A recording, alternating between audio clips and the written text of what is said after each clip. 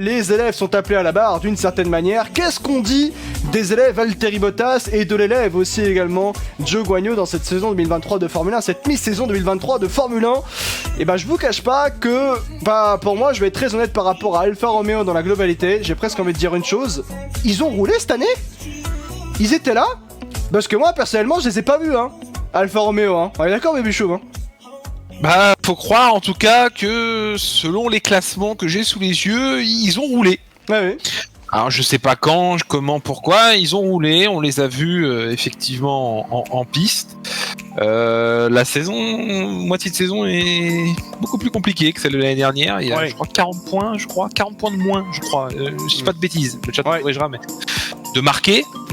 En 2023, c'est pas fou. Je relèverais cependant quand même un élève Valtteri Bottas assez dissipé. Ah oui, très dissipé. Plus la tête ailleurs que vraiment sur le travail.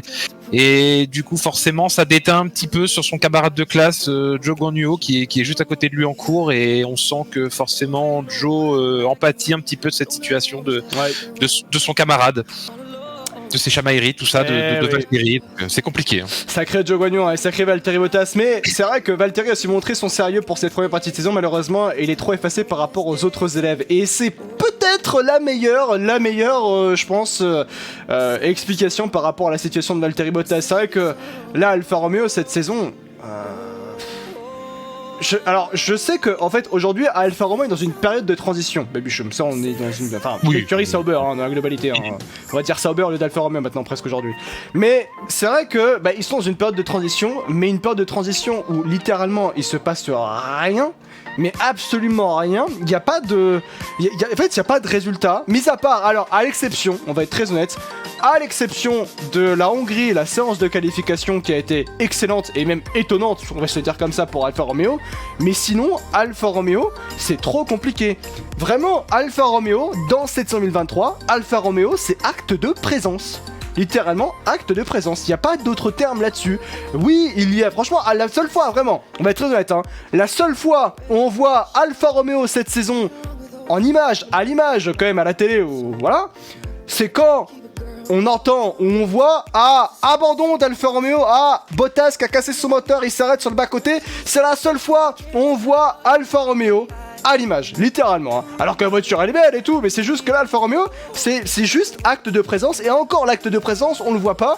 C'est vraiment, si on me dit Alfa Romeo ils ont roulé cette année, ah bon, ils étaient là, Alfa Romeo. Bottas il est encore là? Ah oui, il est encore là, effectivement. Zhou Guanyu était là? Ah il était là, visiblement. Mais sinon, c'est tout. Mais c'est juste, c'est dommage pour l'écurie quand même, qui a un certain potentiel, j'ai envie de dire. Et on les voit aussi quand ils se font prendre un tour par Max Verstappen aussi. Quand on est on board avec Max Verstappen et qu'il est en train de dépasser une voiture, on dit tu vois, c'est une Alfa Romeo, ça on l'a pas vu depuis au moins 5 Grands Prix, c'est marrant ça.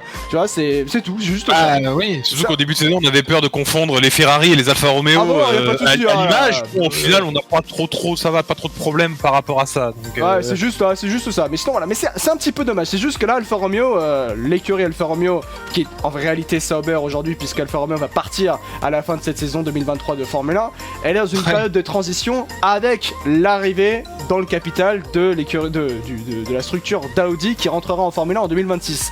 On sait qu'aujourd'hui il y a une grosse période de transition, une grosse période de travail pour arriver au point final de 2026, de travail pour mettre tout ça en ordre. Mais le problème c'est que ce travail de transition empathie sur cette saison 2023 de Formule 1, ce qui est une énorme problématique pour la vision, ne serait-ce que de l'écurie en course, où en fait elle fait strictement acte de présence, et encore je suis très gentil, donc c'est un petit peu problématique, et Sauber descend vachement bas. Ouais, là c'est que en fait c'est ça. Alors est-ce que tu t'attendais quand même à voir j'ai envie de dire Alfa Romeo à ce niveau là, enfin au point vraiment où c'est très compliqué. On va regarder les stats, mais c'est très compliqué aujourd'hui. Quand tu vois tout ce qui se passe autour de l'écurie, les circonstances de rachat année par année où Audi augmente sa part, au final c'est pas si surprenant en fait. On est déçu évidemment des performances de cette écurie au vu de la campagne de l'année dernière où la première partie de saison avait été très bonne, la deuxième beaucoup moins en l'occurrence, mais voilà, on avait quand même des petits motifs d'espoir, notamment pour Zhou. Ouais. On s'attendait forcément à un step-up, peut-être un petit peu plus, sauf qu'au final, dans une voiture qui n'est pas développée, qui n'est pas performante, c'est compliqué en soi de montrer beaucoup plus.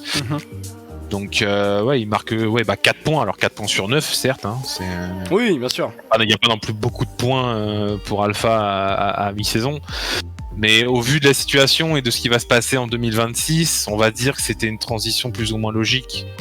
Au final, où on s'attend pas à perf avec cette voiture et encore moins à l'optimiser pour aller chercher les points à la régulière. Ouais. Donc au final, la situation d'Alfa Romeo, pas si surprenant quoi. Tu penses qu'ils se contentent du côté de chez Alfa Romeo de la situation en vrai? Ou je dis pas.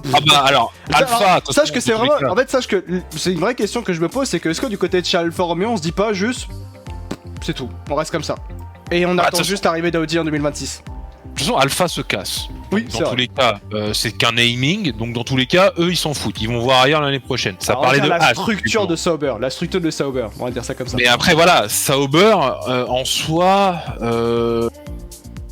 a toujours fonctionné comme ça. Il y a toujours eu des vagues chez Sauber où ça a plutôt bien marché, notamment avec BM. Hein. Ouais. C'était absolument incroyable. Et ensuite, je crois, je sais plus. La période exactement, c'est 2013-2014, ils font une saison absolument catastrophique à 0 points. Oui. Donc, avec Monisha Kaltenborn, il me semble, à la tête de l'écurie à ce moment-là. Ouais, c'est ça. Donc il y a eu plusieurs vagues, plusieurs effets Sauber. Donc le fait de se retrouver dans une situation comme celle-ci, c'est pas inédit en fait pour cette écurie-là et cette structure-là. Ouais. Donc ça attend juste le rachat d'Audi patiemment et puis après ce sera next quoi. Ouais, c'est vrai, effectivement. Je vais vous montrer aussi la tête de quelqu'un du côté de chez Alfa Romeo. C'est lui. Est-ce que vous savez qui c'est? Non, vraie question. Est-ce que vous savez qui est cette personne, hein? Est-ce que vous savez comment il s'appelle d'ailleurs? Moi je sais comment il s'appelle parce que on en avait parlé au début de la saison, on s'était posé également. Alors, non, ce n'est pas le team principal. Non, c'est un mec qu'on a mis là en attendant. Sachez que il s'appelle Bertrand, non? Il s'appelle Alumni Brava. Alessandro Alumni Brava, et c'est le team représentative, c'est pas le team principal, le team représentative de l'écurie Alfa Romeo en Formule 1. C'est Bravi. Mais on sait pas, même encore aujourd'hui. J'ai entendu Alumni Bravi, moi à chaque fois, pas Brava. Bravi, pardon, excusez-moi, c'est Bravi, Brava, oui. excusez-moi, c'est Bravi, excusez-moi, Alessandro Alumni Bravi. Tellement on le connaît bien le gars, pour dire. Pardon. Non, mais c'est juste que encore une fois, à l'heure actuelle, je ne sais pas, on ne sait pas réellement, enfin, je ne sais pas, en tout cas, après la recherche, qu'est-ce qu'il fait réellement dans l'écurie. C'est pas une critique, encore une fois, c'est juste on a un manque de perception. Ce que je veux dire par là, c'est qu'on a un manque de perception aujourd'hui de ce qui se passe du côté de l'écurie Sauber. Et que, c'est méchant de quel film ce type. Arrêtez. C'est juste que on a juste un manque de perception sur ce que veut réellement faire aujourd'hui Sauber, Alfa Romeo avant 2026 tout simplement, même avant 2025. Et je pense que même quand on va faire peut-être des previews sur 2024 de Formule 1 qui va arriver, on va juste dire ils vont faire juste acte de présence parce que on veut juste attendre 2026. Juste 2026 tout simplement. Et en même temps c'est un petit peu compréhensif finalement Baby Shum, c'est que ce manque d'à l'heure actuelle de vision sur ce qui peut se passer du côté de chez Sauber n'est peut-être pas étonnant. Encore une fois, on dirait que on est dans un navire qui n'a pas à l'heure actuelle de capitaine, mais un navire qui reste sur place à l'heure actuelle, mais qui va faire un bond exceptionnel en avant et qui va aller à fond la caisse ne serait-ce que dans 2 ans. C'est ça, on est en pilotage automatique en attendant forcément que le pilote, le sauveur d'exception, à savoir Audi, arrive et reprenne les commandes de ce navire. Ouais. Pour que là, enfin, ça aille mieux, que ce soit bien mieux structuré et qu'enfin, cette écurie, cette structure-là, au moins, ait des résultats à la hauteur de leurs ambitions aussi. Ouais. Et donc, c'est pour ça que, pendant 2 ans, on fait pas grand-chose, on végète. Et oui, forcément, Alumni Bravi est arrivé, même lui en se clamant, je suis pas team principal, je suis un représentant de l'écurie. Il est en gros, t'as l'impression qu'il est là juste parce qu'il faut envoyer un représentant de l'écurie aux interviews. Ouais. En fait, t'as l'impression que qu'il sert juste, il est avocat, je crois de base. Vous ne voyez pas avocat ou je sais pas un truc du genre. Bref, il a un truc un petit peu particulier hors de ça, mais voilà, il est juste envoyé pour ça. Donc ça montre bien quand même que la structure n'a pas d'ambition, en tout cas à court terme. Oui. Ça montre juste que on est en train littéralement de faire de l'acte de présence, comme tu aimais bien le répéter jusque-là. Et le poste d'Aloni Bravi résume parfaitement la situation de Sauber aujourd'hui. Ouais, effectivement, c'est un avocat, notamment, effectivement, Alessandro Aloni Bravi. Moi, je vois sous un volcan en train de planifier la chute des. En gros, c'est un peu ça, ils sont en train de tout planifier, réellement, pour ce moment-là. Salut Kotazo, salut ceux qui viennent d'arriver, bien évidemment, les copains. Vraie question, quel pilote pour 2026 impossible avec le duo actuel? Sachez en tout cas que par les dernières déclarations du côté de chez Alfa Romeo, enfin, dans l'enceinte du côté de chez Alfa Romeo, il y a cet homme, c'est Zhou Guanyu. Zhou Guanyu étudie l'idée, ou du moins travaille beaucoup avec son management et également aussi avec Alfa Romeo pour pouvoir rester jusqu'en 2026. Et en fait, il l'affiche ouvertement, Zhou Guanyu, il veut être pilote Audi en 2026. Y arrivera-t-il? Encore une fois, c'est une autre situation. Déjà, avant d'arriver pour 2026, il faut déjà prolonger son contrat à l'heure actuelle. Et il cherche du moins un contrat pluriannuel, Zhou Guanyu, aujourd'hui avec Alfa Romeo. Ce sera l'année prochaine qui reviendra en termes d'écurie, en termes de nom juste Sauber. Il veut effectivement prolonger son contrat. Il y a Bottas, je crois qu'il est encore sous contrat jusqu'à la fin de l'année prochaine, ou fin 2025 si je me trompe pas. Mais Zhou Guanyu qui veut aussi renouveler son contrat.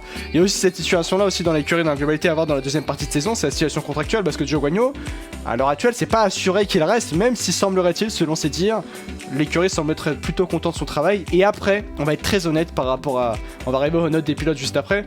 Mais est-ce qu'il peut faire réellement plus, Zhou Guanyu? C'est une bonne question, ça. Parce que moi, je suis très honnête, hein, les gens qui Enfin, il y en a qui disent, oui, Joe, c'est pas bon cette année. Bottas, c'est pas... Est-ce que c'est quasiment au même niveau que Joe? Non, je sais pas. Bottas, c'est pas fou. C'est pas fou non plus. Mais c'est juste que déjà en plus il va se qualifier d'une manière absolument exceptionnelle. Je crois qu'il part 4 ou 5ème. Par 5ème Joe et 5ème aussi. C'est juste que Joe il fait une saison pas au niveau de l'écurie. Voilà, on va dire ça comme ça. En fait, il fait une saison à l'image de la saison dernière. Ouais. Et c'est peut-être sur ça aussi que on le juge. C'est-à-dire que là, à l'heure actuelle, sur une saison et demie, alors oui, c'est court, mais c'est quand même aussi beaucoup en F1 avec le nombre de courses qu'il y a aujourd'hui au calendrier. Mais voilà, il n'y a pas ce petit plus.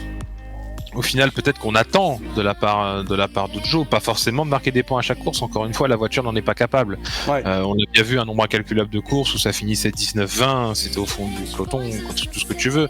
Oui, effectivement, il y a eu ce petit coup d'éclat en qualif en Hongrie, comme il y a eu aussi forcément ce coup d'éclat de Bottas à Bahreïn lors de la première course. Il marque 4 points d'un coup. On s'est dit, peut-être, tiens, ça y est, c'est reparti comme la saison dernière. Peut-être qu'ils vont encore être présents en début de saison, Alfa Romeo.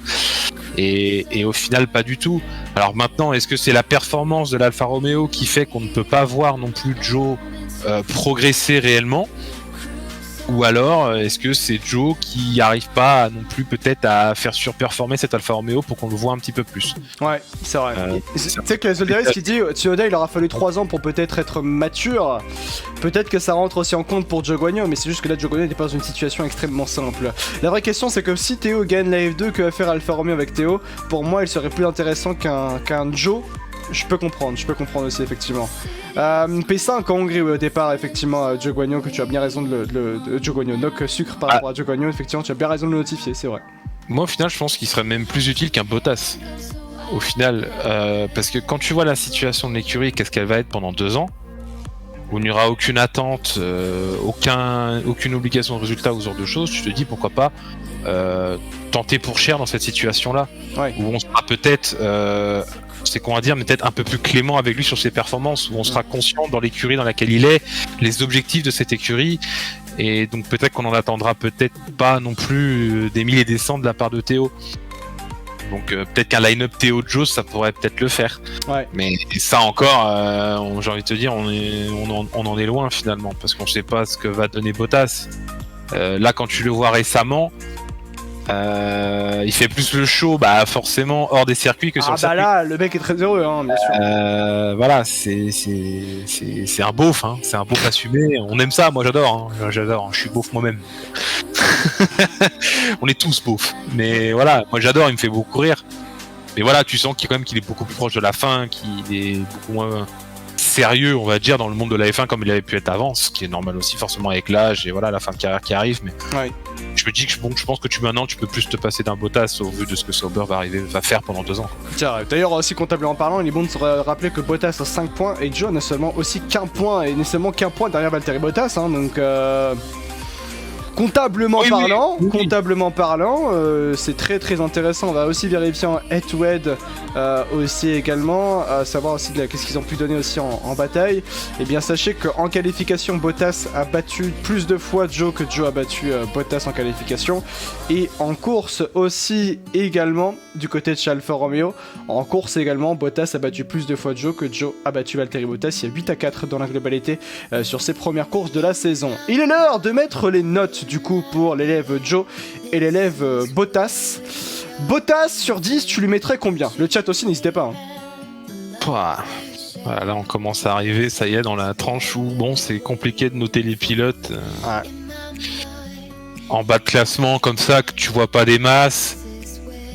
En vrai, franchement, au vu de ce qu'il fait, du matériel qu'il a, franchement 5, 5,5. Pareil, moi je sais que pareil c'est 5 pour Bottas. Ouais, le chat a dit 5 sur 10, 5 sur 10 aussi pour Joe, 5, 6 sur 10, 7 sur 10, 7 sur 10, non, vous êtes vraiment très gentil, vous aimez Valtteri, ce qui pousse loin, mais moi ça ira pas plus que 5 sur 10 pour Valtteri Bottas. Et Joe, je pense pareil, moi Joe je mets 5 aussi. Bah je suis pareil, 5, 5,5 pareil. Moi je pense que je vais plus partir sur 5,5 sur les deux quand même. Ouais, allez. Je pense que 5 en plus. 5, notre sucre, 5 Joe. Allez, en base, moi pareil, moi en tout cas je reste sur 5 aussi. Et pour l'écurie Alfa Romeo dans la globalité, alors est-ce que c'est un félicitations est-ce que c'est félicitations, tableau d'honneur, encouragement, avertissement, blâme? Moi j'ai plus sur les mails, mais vous êtes venus cette année au moins? Enfin, c'est-à-dire que vous êtes qui? C'est vraiment, vous êtes qui? Moi franchement, là, Alfa Romeo cette année, c'est vous êtes qui? Non mais là, c'est de la roue libre totale, donc est-ce que c'est vraiment notable? C'est sûr qu'on va pas non plus mettre un blâme. Non plus, ouais. Ça, mais bon, c'est quand même un sérieux avertissement. Et je pense que globalement, ce qu'ils nous ont montré cette année, franchement, ça vaut pas mieux qu'un 3-4, quoi. Ouais, vraiment. Vraiment, sur cette mi-saison, c'est 3-4. Ouais, c'est vrai, effectivement. 3-4, et moi je pense que je mets plus à un moment de vous êtes qui? Tout simplement. Par rapport à Alfa Romeo.